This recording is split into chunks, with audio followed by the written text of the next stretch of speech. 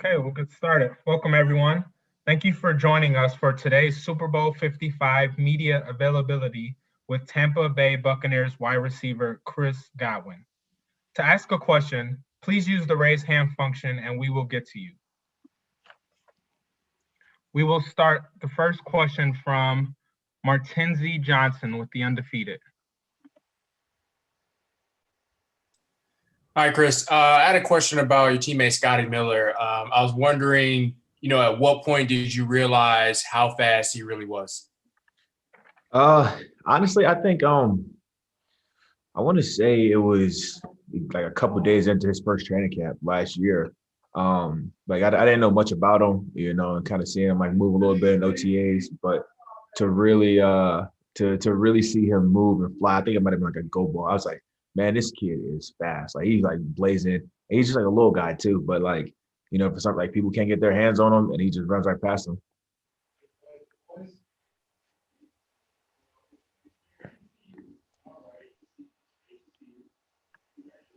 Thank you. The next question, we will go with Dan Widerer with the Chicago Tribune.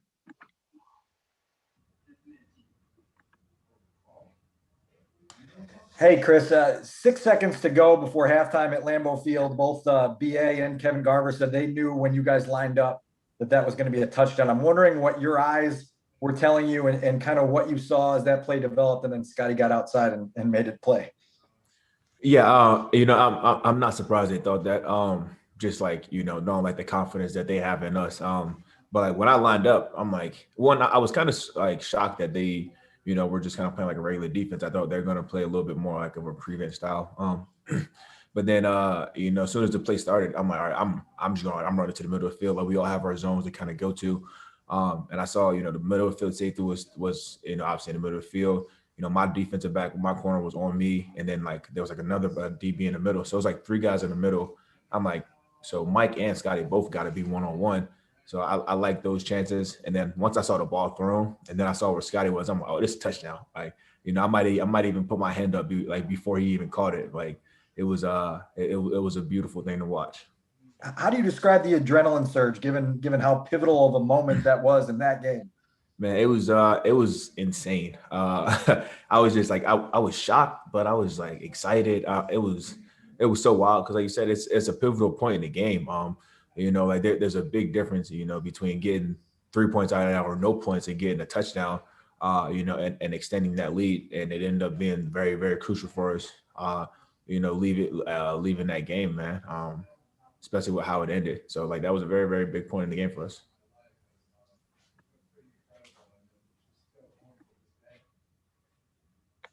Thank you. Next question, we will go with Ben Valen with the Boston Globe. Hey, Chris, congrats on making it to the Super Bowl. Wanted to ask you about your quarterback and his brains. There's a lot of focus put on his training regimen, but he seems to be a pretty smart guy on the field too. What's it like talking ball with a guy who's been, around the game for so long? And do you have maybe any examples of just how smart the guy is on the football field? Yeah, he's like you said, man, his brain is I think it's second to none. It's so interesting to me, like watching him process all the information in his head and, just seeing that, like watching the kind of the gears work. Like there have been situations where, he's talked about plays that they ran 7 years ago in New England or, that like, even if they only ran at one time, he still remembers all of those plays and, and how effective they were versus certain defenses. And he's able to kind of recall that and relay that information to us. So like that's been really cool to see. But also just like watching him in game, like there's times like where he's changing things at the huddle, at the line of scrimmage, or he's coming out and he sees something specific, and he's like, "Hey, Mike," like, and he changed the route, or "Hey, Grunt, like, run a go here, or run X, Y, or Z." So just watching him kind of operate at the line of scrimmage, and then seeing those plays then work, it's like, man, like clearly this guy knows exactly what he's doing. So like I'm gonna roll with that. Like whatever he's telling me to do, I'm gonna do it because I trust the fact that he knows what he's doing and that we're gonna be successful by doing that. Good stuff. Thank you. The next question we will go with Ben Spiegel with the New York Times. Hi, Chris. I was wondering why the downfield passing element is so important in Bruce's offense and how that has come to complement Tom this season. I mean, I think, a vertical passing game is important, for any team. But I think especially in our case, it's because, you have to, have an element to your game to make people respect, the fact that you can do it. If you were, just running the ball all the time, teams will load up the box. If you were just throwing short passes, then defensive backs are sitting on all your routes and driving. And it's going to make it even more difficult for you to be effective. So when you add that deep passing game element to it, it makes defenses play honest. They have to respect the fact that you can throw the ball deep or that you can throw it short or intermediate. They just have to prepare for so many different elements to your game. And then how does that sort of fit Tom over the course of the season? Yeah, I think it's been interesting to kind of like watch that develop. I think that there's like this narrative that Tom doesn't necessarily like to go deep down the field, but I think his thing is he likes to play the odds. He likes to play percentages, and he wants to take the most efficient shot, on the field, whether that's a short pass or a run. He wants to put his teammates in the best position to be successful. And I think you kind of seen that develop over the course of the season and watch the two styles kind of merge. And so now when we're taking more shots, but they're calculated shots. And that's why we've been more effective with those later in the year. Thank you.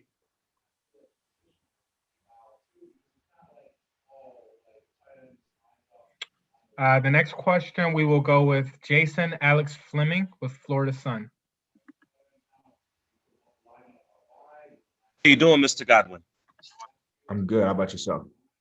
I am great. Happy to be talking to you. Last year under Jameis Winston, you and Mike Evans had 2,490 yards receiving and 19 touchdowns between you.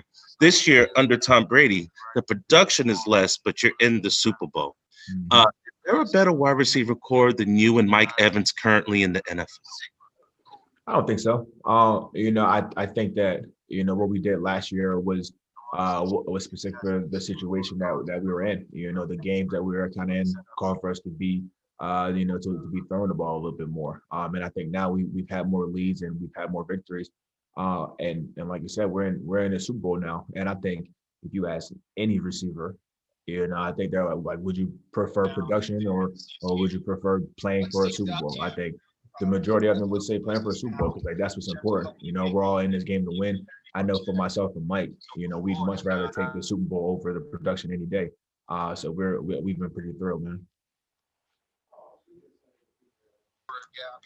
Would you consider yourself the dynamic duo, or would that be too much?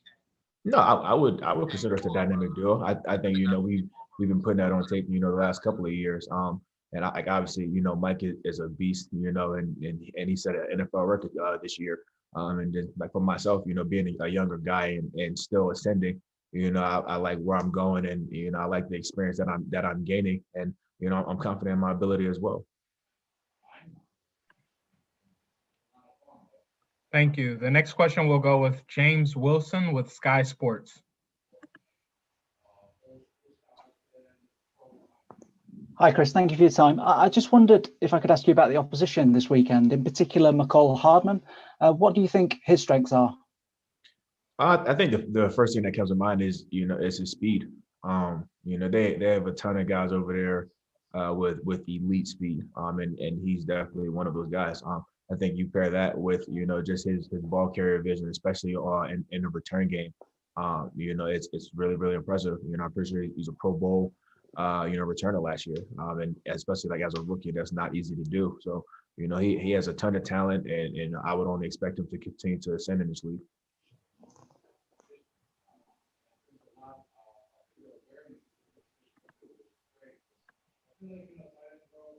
Okay. Next question, we will go with Martin Frank with Delaware News Journal.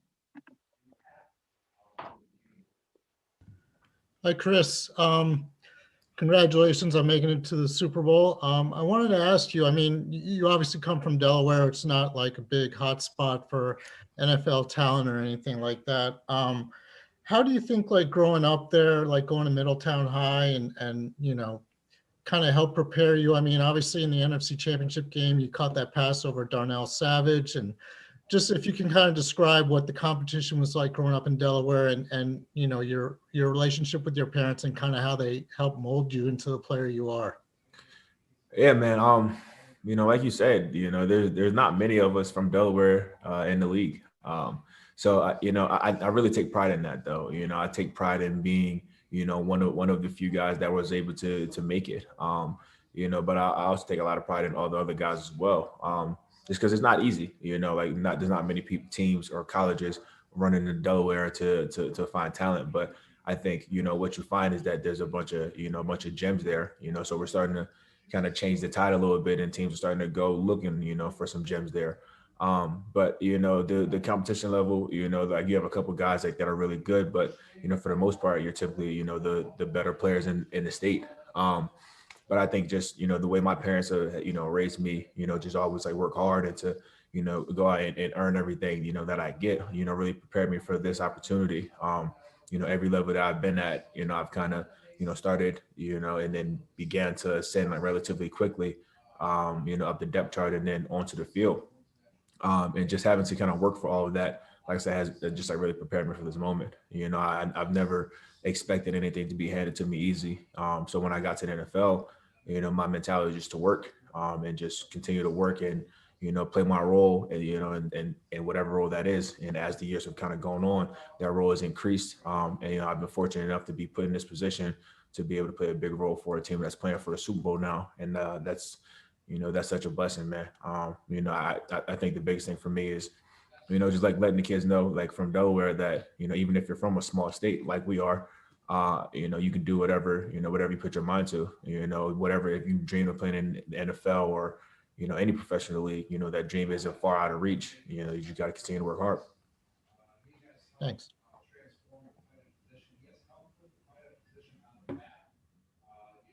The next question we will go with Mark Cannizzaro. Hey, Chris, this is Mark Cannizzaro from the New York Post. I have two questions for you. One on Tom Moore, your legendary assistant, and another one on Tyrann Mathieu.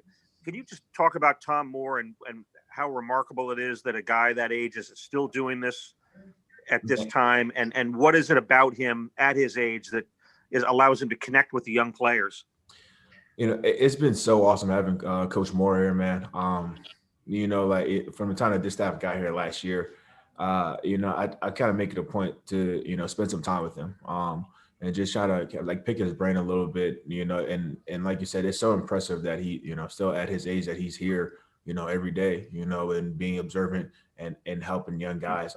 I think the biggest thing is, you know, that as younger, we're so young, you know, that we all just have so much respect for what Coach Moore has been through, you know, and just hearing, you know, the guys that he's coached and the success that he's had, you know, you have no choice but to respect that and to, you know, and to lean into his knowledge.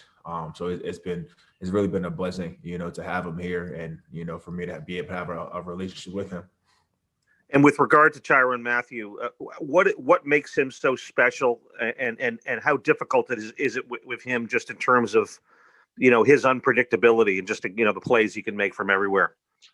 Yeah, man, he's such an instinctual player, man. You know, just as far as as I can remember watching him even back at LSU, you know, he's such a dynamic playmaker and he has a nose for the football.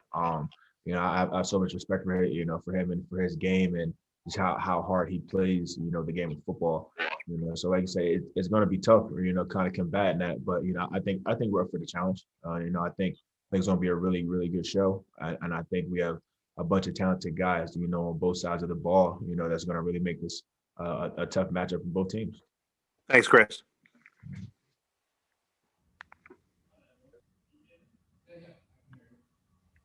The next question we will go with Ben Sultan.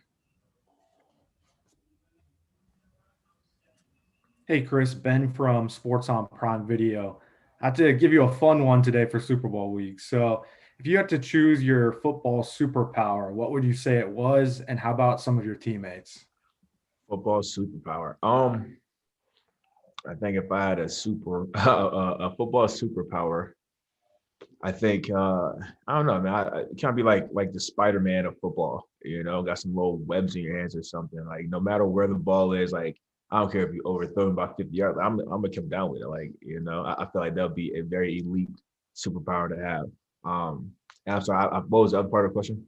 If you had to pick them for some of your teammates too, maybe like sticky hands, fast speed, something like that. I give my boy Tom or some elite speed. Make him out there like the Flash. I think that'll just add to his repertoire. I think Mike would be kind of like the Hulk and just like smashing everybody. Gronk would probably be like, what was the thing from Fantastic Four? I think we got a lot of creative guys on this team, that can use some superpowers. Love it. Have fun this week, man. Yeah, I appreciate you. Have a good one.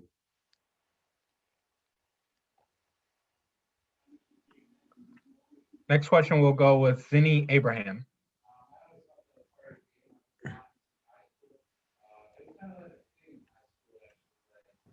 Mr. Godwin, Zinni Abraham, Zinni 62 Media. How are you? I'm great. How about yourself? Excellent.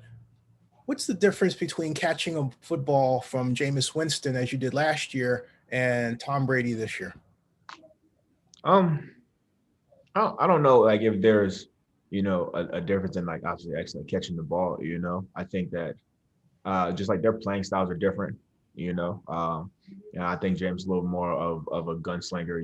Tom's a little bit more I guess conservative, like with the pass like that he throws. I think both have their benefits. I think last year, me and Mike had a ton of yards, with Jameis, slinging it, and that was a lot of fun. And this year, our production is down a bit, but we're in the Super Bowl now. So I think there's fun in both of them. But I got love for both quarterbacks. Follow up, if I may. Do you look at the changes in offense that were made this year and think, my Lord, if we did that last year, we would have been in the Super Bowl? No, I try not to think about it like that. Each year is a different task, in its own right. You can't just say, if you had, this change here, this change there, that you would automatically be in the Super Bowl. So, this game is way too hard. Teams are way too good. You just never really know how things will play out. So you just kind of take it in stride, take it one game at a time, and just kind of focus on the task at hand. Yeah, thank you.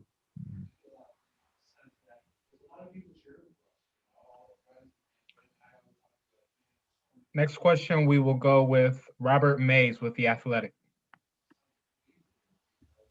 Hey, Chris, how are you?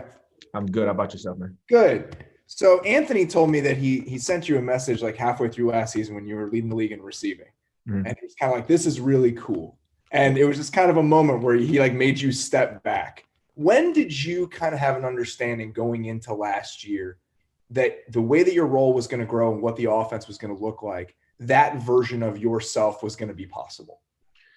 That's a good question. I think, with last season, I think I felt fortunate to be able to step into a bigger role. I had never played in the slot before, so I think that was a little bit of a question for me in terms of like just having a better feel for how to maneuver within, as a slot receiver.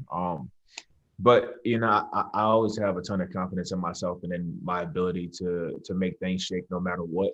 But I feel like it was around the time that me and him kind of talked about it that I really took a step back and thought about it, just what was happening, because I'm very much a person that I just gotta keep my head down and just work, and I don't really focus on the things that I've done or the numbers until after the fact, just because I feel like sometimes it takes away from the task at hand.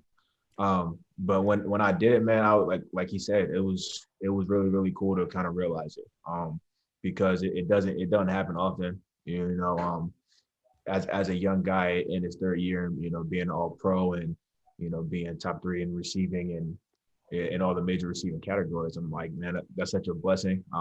Those are things like that I dreamed about as a kid, just being in the NFL and making those types of plays and putting up those types of numbers. But it's even cooler now because, this was the biggest dream that I had when I was a kid, was playing in the Super Bowl, getting this opportunity and to kind of have both of those, I guess, dreams back to back years. Man, I can't even explain it, man. One follow-up. It's funny that you say the transition of the slot because your game seems to fit it so well, like the physicality and inserting into C gap on run plays. I mean, it just seems like you enjoy that. So what would you say was the biggest element of playing there that took some time for you to get used to? Really, yeah, I think the biggest adjustment was just understanding just like where guys were going to be coming from. Like when you're playing outside, like it's, you have the cornerback that's ahead of you, and then you have the safety that's, deep, and the linebacker. Those are like your three guys like that are closest to you.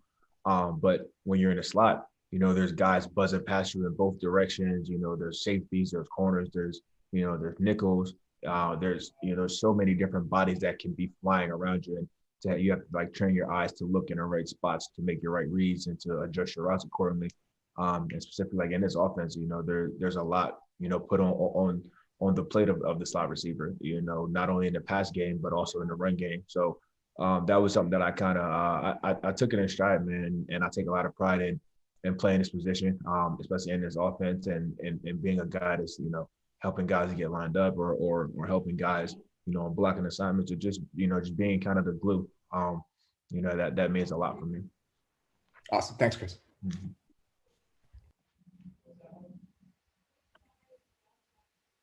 Next question will go with David Melandra Jr.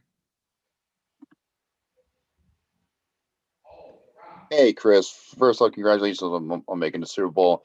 What did you take away from your time up at Penn State under head coach James Franklin that led you get to where you are today? I'm sorry, what was that question? You said what was that? What did you learn from your time at Penn State under head coach James Franklin that got you to where you are today? That's a good question. I think really I would just say, work ethic and accountability. I think, at my time at Penn State, those were the two biggest things like that I learned, or that was reinforced, because when you're in high school, you work hard. I felt like I was working really, really hard in high school and hold myself accountable, but those things take it, to another level when you go and play at a school like Penn State, and those were things that we were kind of focused on. And, you have to take everything up a next level. And, I had some great guys there, that I worked really hard with and we trained really hard. But just like as a team, just understanding that you have to work really hard to get to wherever you want to be. You have to hold yourself accountable. You have to hold your teammates accountable. And we saw similar growth that we had here, at Penn State, a couple just average seasons. And then, my last year there, we take off and we win the Big Ten. And all that's because of hard work and accountability. So I would say those are two biggest things. All right. Thank you. Mm-hmm.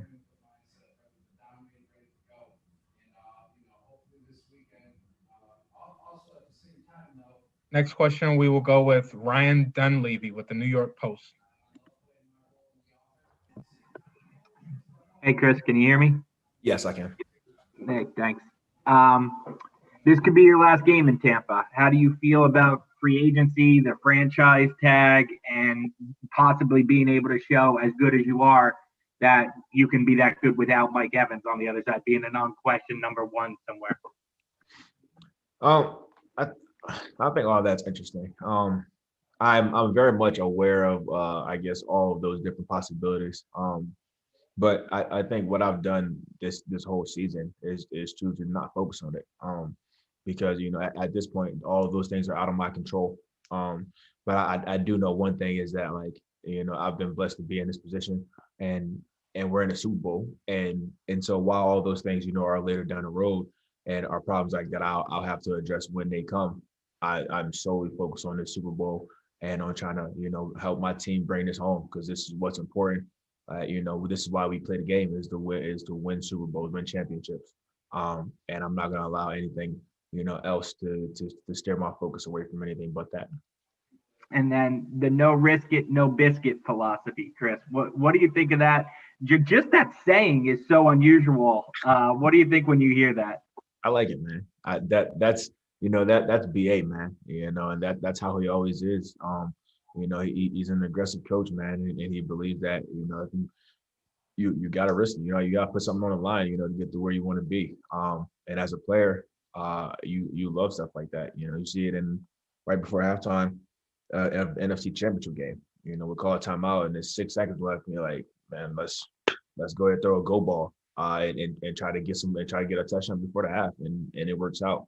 I think when you have everybody bought in that philosophy, it can be really fruitful. Thanks, Chris.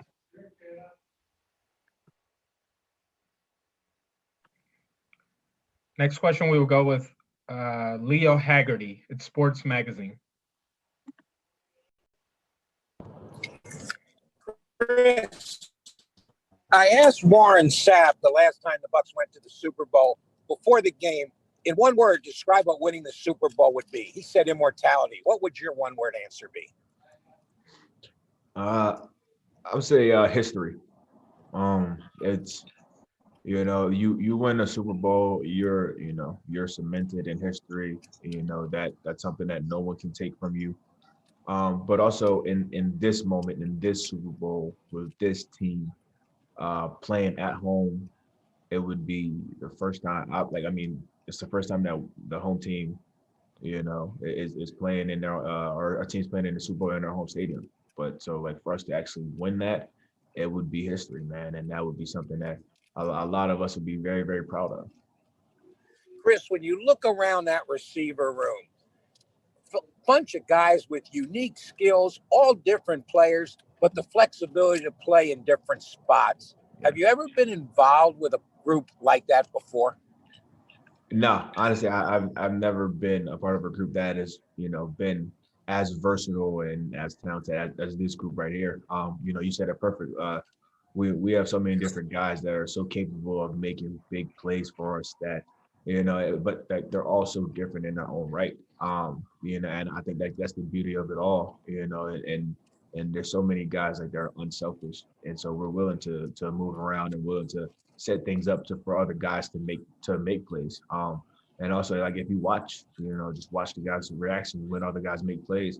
It's not like if Mike's wide open and the ball gets thrown to AB and AB scored a touchdown, Mike's gonna be the first person there celebrating with him. When Scotty scored a touchdown right before the half last week, I'm the first person there to celebrate with him. We're all so passionate about winning, and we all care about each other and care about each other's success.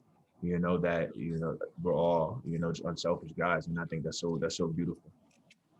Thanks, Chris.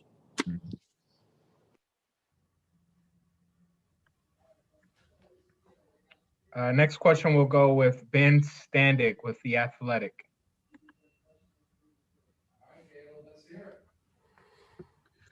Hey, Chris. Obviously, you guys have had some big wins the last couple of weeks over good teams in New Orleans and Green Bay. But the playoff run started with that game in Washington. You guys were a favorite in that game, kind of an interesting game where they had a random guy at quarterback, not their usual starter. I'm just curious, what from that game do you think you guys took that to help you kind of get where you guys are now?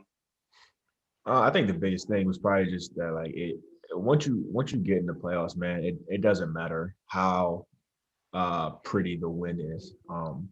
It doesn't matter how it looks. It could be the ugliest game ever, as long as you win. You win and you advance. And that's kind of been our approach is if we have to throw for 500 yards, we'll throw for 500. If we have to run for 300, we run for 300. Or if you have to have 4 turnovers, we're willing to do that. We're all bought into the same cause. We're all bought into the mentality that we're just trying to win a championship. That I think that was the biggest thing we learned. And I don't know if they were the best defense you guys faced. Maybe statistically they were. Do you recall from the offensive standpoint what was key for you guys that game against a team that had been doing pretty well defensively? That you mentioned 500 yards. You guys were obviously put up a lot of yards. Something from that game that worked for you guys that again sort of helped propel you over these last few weeks. No, I don't necessarily know if it was one thing. Like I said, I think it was just just understanding the grit and determination that was going to have to take to be successful in the playoffs. There's no easy games in the playoffs. There's no easy victories. Everything's earned, and we have to fight for it all. And I think if we realize that if we just fought, if we just continue to stay together and win at it, no matter the cost, I think we're going to be happy with that. Thank you. Mm-hmm. Next question will go with Nate Davis from USA Today. Hey, Chris, I know you've been a little banged up at various points this season. I wanted to kind of ask, talking to Coach MJ earlier, but just about how ways with her PT approach and in other ways, how she's able to help you guys, get back on the field. Yeah, it's it's been really really cool working with MJ these last couple of years, man. She's so smart, but also she's so passionate about what she does. She just wants to help us in any way that she can. And her and AP they've been doing a really good job of just structuring things for us. Not only like in the weight room, but also with PT to help us get on the field better. I know like there's a lot of guys that work with her to get their bodies right, and all of those things are very very important for us because try to be the best that we can be physically, moving really well, but also being strong.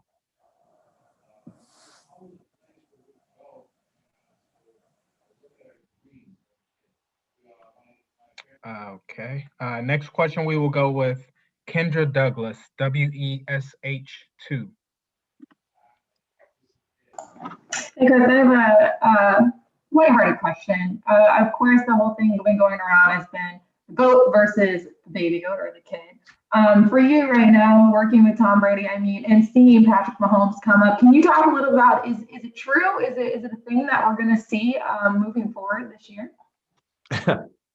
Yeah, I think that that argument is pretty accurate. Obviously, Tom's the GOAT, but I think it's pretty clear that Patrick is he's going to be one of if not the leader of the new generation of quarterbacks. And so it's going to be really cool to not only see but to be a part of. It's going to be a really really fun matchup. Both guys are unique in their own right and very very talented and very capable. So I think ultimately it's just going to end up being whatever team makes the least amount of mistakes will be the ones that ends up winning. And my second question for you, dealing with COVID has been an interesting moment for everybody this year. And for you personally, has it affected you personally? And then also, do you think that this is probably the hardest season that you've had playing through the adversities, the pandemic, and just the fact that you can't do it, the limitations that you guys have? Yeah, I think that for starters, it definitely has impacted me personally. I feel like almost all of my immediate family members have gotten COVID at some point this year, and thankfully all of them have recovered. Which is a blessing in its own right. But yeah, this year's been very difficult, like you said, but not just for us, but for everybody. I think everybody has their own unique challenges, and there have been people who've been impacted far far greater than we have. But just for us to even be able to have this season and to be able to complete it, just as a testament to the hard work that a lot of people have put in, and the dedication, of players as well to stay committed to the cause. But it's definitely been challenging. It's been a unique season. It's been interesting not really being able to go places and and to kind of be cooped up. But that's the sacrifice that we have to make, to do what we love to do. I think even being able to do this has been a blessing. And I'm sure it's provided a lot of relief for a lot of people. Mentally, like watching the games, just stepping away from whatever problems they have in their lives, even if it's for a couple hours on a Sunday, to just kind of feel a little bit of normalcy.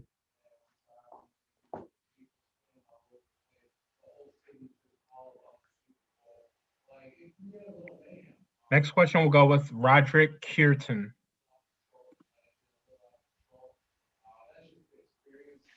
Hey, Chris, a couple questions for you. I'm from the Fully Loaded podcast. How has Tom Brady changed your career from a developmental standpoint, in mental and physical? I think the biggest thing, I would say, just mentally, just the approach to the game, just understanding, just how to be more effective and efficient, just in game planning and attacking defenses and attacking, defensive backs leverage and stuff like that. It's been cool to see, and also cool to be a part of, because he's so smart and he has he has so much information in his head that he's able to recall, at any moment. So just kind of like picking his brain a bit and learning, but also, just refining some of the things like that I do. I think that's probably been the best thing so far.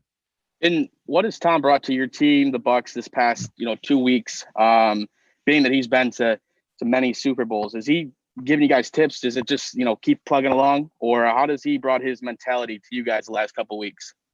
It's a little bit of both. It's a little bit of keep plugging along, but also just him giving us tips on how to approach these 2 weeks, and specifically, this next week coming up. Just because there's so much surrounding the game, there's so much hype. But even like on game day, it's a long day. Especially with COVID, right? We're not able to leave the hotel, so we'll have to kind of temper our emotions, not get too hyped too fast. Even when we get to the field, it's a longer pregame, longer halftime. We just gotta be in control of our emotions and to not peak too soon. Being that it's a long day, I think that's probably the biggest thing that he's kind of emphasized to us is, just staying in a moment and not getting too far ahead of ourselves. Awesome. Thank you. Good luck. Yep. I appreciate you.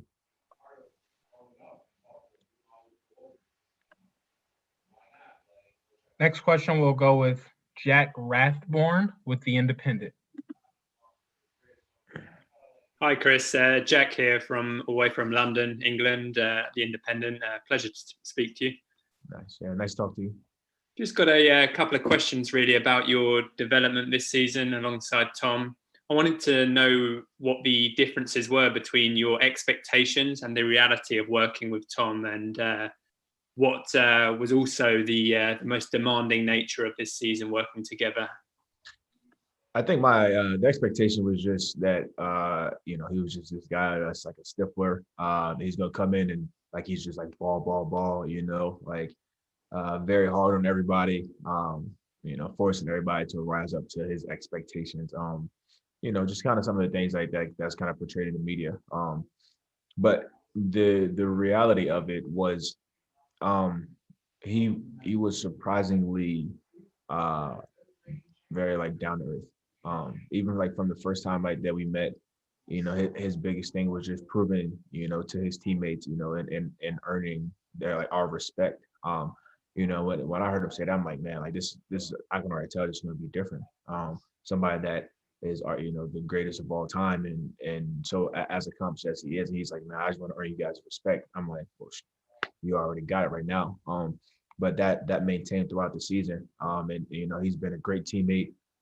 He's been somebody that at any moment, any guy, offensive, defense, especially if you're going to ask him any question, and he's there to answer. He's really the ultimate team player, and all he wants to do is win. So just from my perspective, he has all the respect in the world from me. And he's been so generous to me as well, in terms of just passing along the information that he has. He doesn't shy away from that. Anytime something's wrong, he come talk to you about it. Man to man, hey, this how we got to be better. This how we got to fix it. And I just have so much respect for that, as I know a lot of guys do as well. Thank you.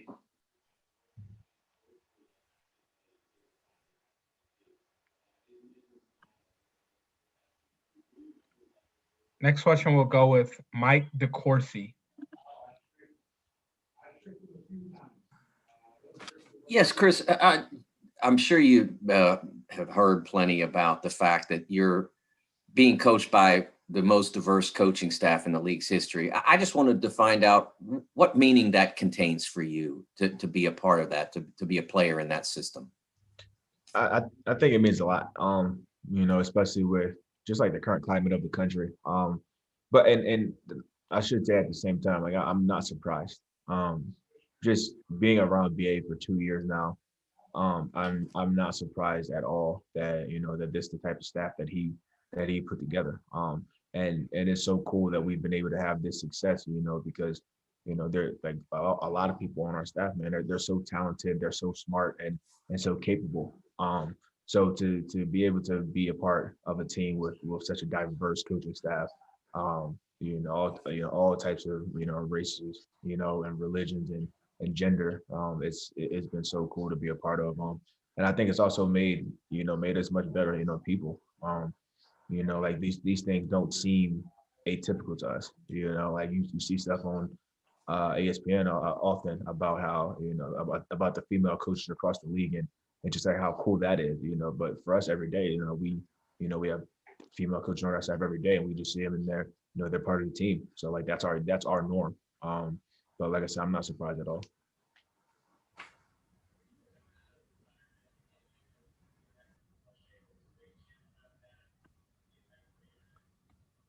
Next question will go with Rob Mady with the AP.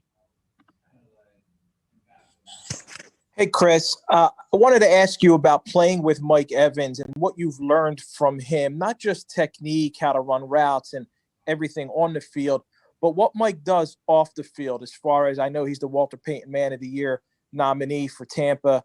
What you've learned from him on how to conduct yourself off the field and give back to the community too as well.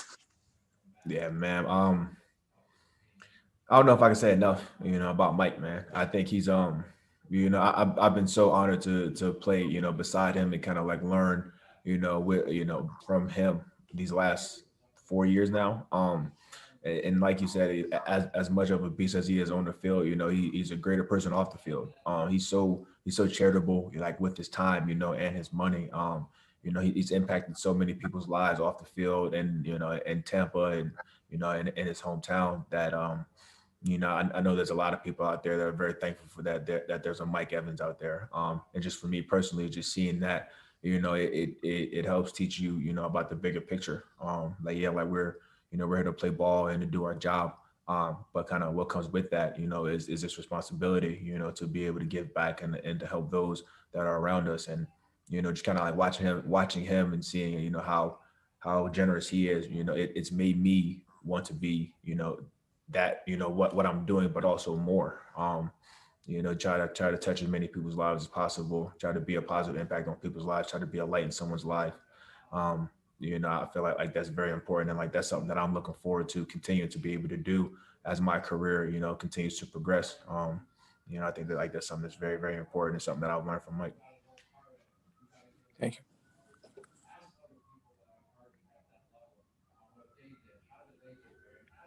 Next question, we will go with Vanessa Matias.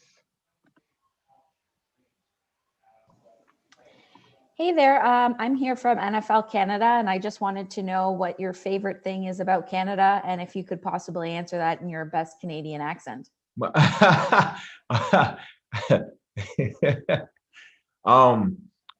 I don't even think I have a Canadian accent. Do you guys go, oh yeah, or is that Minnesota? I don't want. That comes sense too. No, it's I honestly I have not been to Canada, but I wish that I have the opportunity. Like that's definitely on my list. I want to go to Toronto for sure. But I've heard a lot of great things about Canada, so I'm interested to go. Awesome, thanks so much. Have a good one.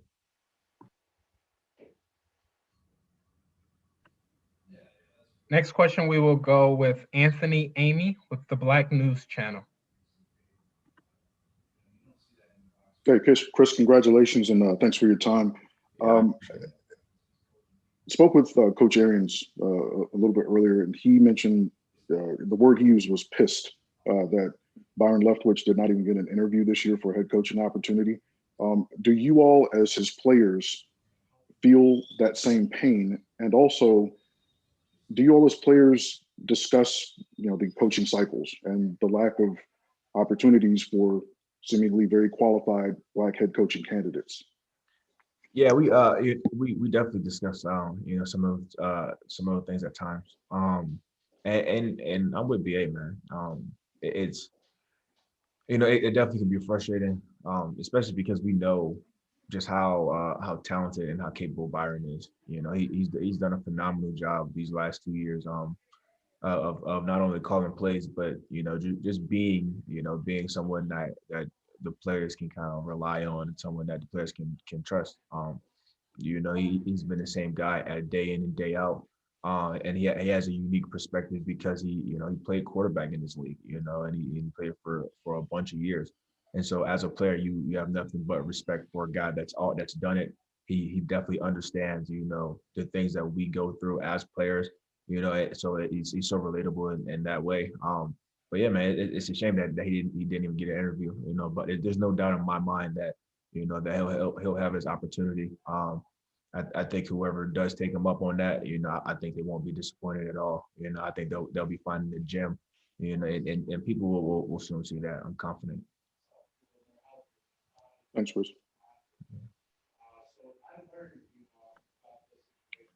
This will now conclude our media session for the day. Thank you, Chris, and everyone for attending.